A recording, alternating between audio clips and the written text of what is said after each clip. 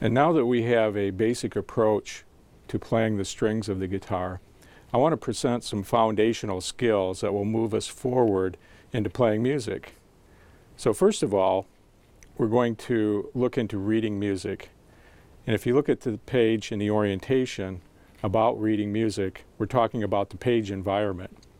So on a page of music, we'll use a 5-line staff, and on those 5 lines and spaces in between the lines, we'll place different notes, as you can see on the music page there in regards to reading music.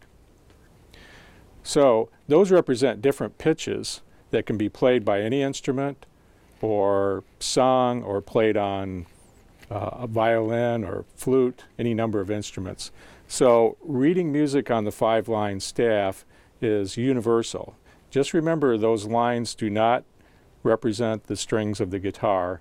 They represent notes that can be played, sung, pitches, in other words.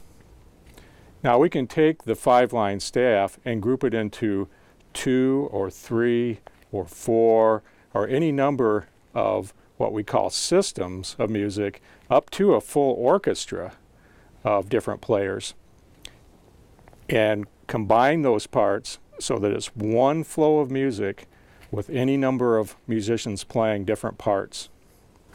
By using clefs, we can designate the range of an instrument. So the guitar uses what's called the treble clef. If I was playing the bass, I would use what's called the bass clef, which looks different.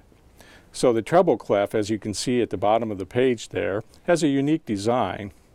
You'll notice that there's a scroll in the treble clef, kind of a rounding circle that goes into and around one of the lines of the clef.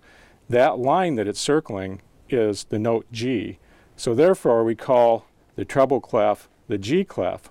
So if you can remember where the G is by looking at that scroll, that will help you orient reading music on the guitar.